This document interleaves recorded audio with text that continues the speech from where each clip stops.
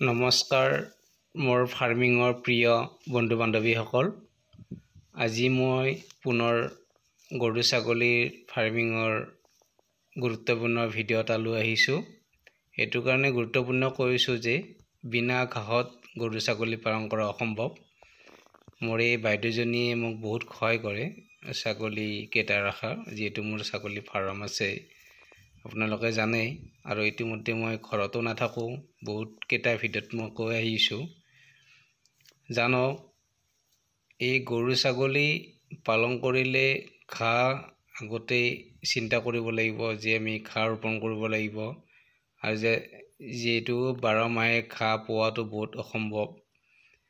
বাৰিষা হয়, খৰালি নহয়, এনেকুৱা ঘাঁহৰ বহুত অসুবিধাৰ সন্মুখীন হওঁ। গতিকে মই আজি নতুন এইটো ঘাঁহৰ বিষয়ে মই ক'বলৈ বিচাৰিছোঁ। আগত এইখিনি জেগাতে মই ঘাঁহৰ কেনেকৈ ৰোপণ কৰিছিলোঁ এই ঘাঁহখিনি, গতিকে ভিডিঅ' দিয়ে আছে, যিসকলে চোৱা নাই চাব পাৰে। মই যোৱাবাৰ ৰোপণ কৰিছিলোঁ এইখিনি ঘাঁহ, ক'ৰ পৰা কেনেকৈ আনিছিলোঁ গোটেইখিনি ভিডিঅ'ত মই ডিটেইলছ দিয়ে আছে, চাই ল'ব পাৰে। জানক, এইখিনি যিহেতু মোৰ পানী উঠে, পানী হয়, গতিকে মই এই পানী হোৱা ঠাইত এইটো ঘাঁহ ৰোপণ কৰিছোঁ। এই ঘাঁহবিধৰ নাম পাৰা ঘাঁহ বুলি কয়। বহুত সুন্দৰ ফলন, যথেষ্ট ফলন। আমি যিহেতু গৰু ছাগলীক ঘাঁহ দিবই লাগিব, ঘাঁহ নহ'লে গৰু ছাগলী পালন কৰা অসম্ভৱ। আৰু লগতে দানাৰ যিহেতু বহুত দাম, পাৰ কেজি প্ৰায় আমাৰ ইয়াতে 35-ৰ পৰা 40-ৰ ভিতৰত হৈ গৈছে। আমাৰ ইয়াত চাপৰ পাৰ কেজি 35 টকা লাগে, আৰু অন্যান্য দানাৰ দাম 35 টকা 40 টকা।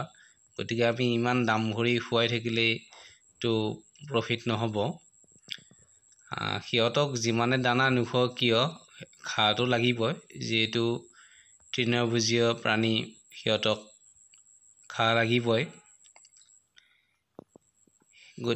গতিকে যিসকলে ফাৰ্ম কৰিম বুলি ভাবিছে, আগতে ঘাঁহৰ কথাটো চিন্তা কৰিব যে ঘাঁহ ৰোপণ কৰি ল'ব। এই ঘাঁহবিধ বৈশিষ্ট্য এটাই ভাল যে এই শৰণ বতৰতো হয় বা ভৰ বাৰিষাও ভাল হয়। ইয়াৰ ফলন কমি নাযায়, ঠাণ্ডাৰ দিনতো ভাল হয় বা গৰম দিনতো ইয়াৰ ভাল হয়।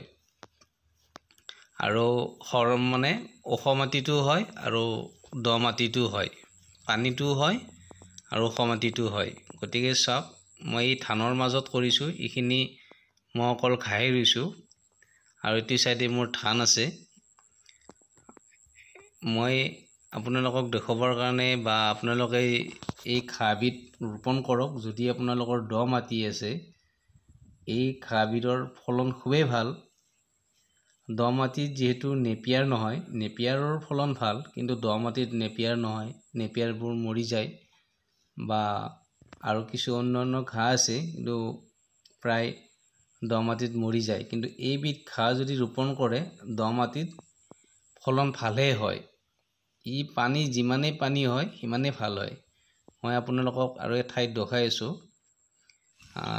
এইটো দেখিছে, এইটো মোৰ সৰু সুৰা পুখুৰী পাৰতো মই ৰুইছোঁ, কেইডালমানহে ৰুইছোঁ যে আপোনালোকক মই দেখুৱাম পানীত কেনেকুৱা হয়। মই পুখুৰীত নামি যাম, ইয়াত কিমান দ আছে চাব। আৰু যিমানখিনি ইয়াত দেখিছে চাওক, আৰু এইখিনিতে ইমান পানী, আৰু সিফালে যে কিমান পানী আছে তাৰ কোনো নিৰ্ণয় নাই, বহুত দ।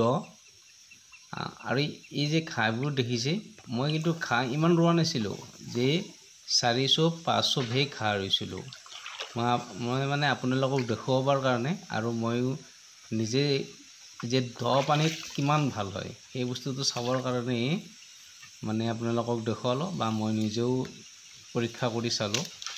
চাওক, পানী যিমানে পানী পাইছে সিমানেই ইয়াৰ ফলন বাঢ়ি গৈছে। গতিকে দ মাটিত আপোনালোকৰ যদি দ মাটি আছে, গতিকে এই ঘাঁহবিধ ৰোপণ কৰিব। মই ভিডিঅ' দিয়াই আছে ক'ৰ পৰা এই ঘাঁহবিধ মই লৈ আহিছিলোঁ, আৰু একেবাৰে মানে বিনা পইচা বুলি ক'লেও ভুল নহয়, এই ঘাঁহবিধ পায়। ভিডিঅ'টো ভালকৈ চাব, মই দি আছে। যোৱাবাৰ মই ৰুইছিলোঁ, এইখিনিতো মই এইবাৰ ৰুইছোঁ বাৰু। বাৰিষাৰ আগে মই এইখিনি ৰুইছিলোঁ। আগত যিখিনি দেখুৱালোঁ সেইখিনি যোৱাবাৰ ৰুইছিলোঁ। মই কেইবাৰমান কাটি খুৱালোঁ গৰু ছাগলী, কিন্তু সময়ৰ অভাৱৰ কাৰণে ভিডিঅ' দিয়া হোৱা নাছিলে। এই ঘাঁহবিধ ৰোপণ কৰক। এই ঘাঁহবিধৰ একদম ধুনীয়া ফলন, আৰু যদি ওখ মাটি আছে তাত নেপিয়াৰ ৰোপণ কৰক। অন্যান্য ঘাঁহ আছে সেইবিলাক ৰোপণ কৰিব পাৰিব। আৰু গৰু ছাগলী যদি পালন কৰিম বুলি ভাবিছে বা যিসকলে কৰিছে, মোৰতো মাটিৰ অভাৱ, কিন্তু ঘাঁহ এবিধেই নহয়, বহুত ধৰণৰ বহুত প্ৰকাৰৰ ঘাঁহ ৰোপণ কৰিব লাগিব। তেতিয়া সিহঁতে প্ৰত্যেকটা ঘাঁহৰে নিউট্ৰিশ্যন মানে ভিটামিনযুক্ত বস্তুটো পাই থাকিব। গতিকে আজিলৈ এৰিছোঁ।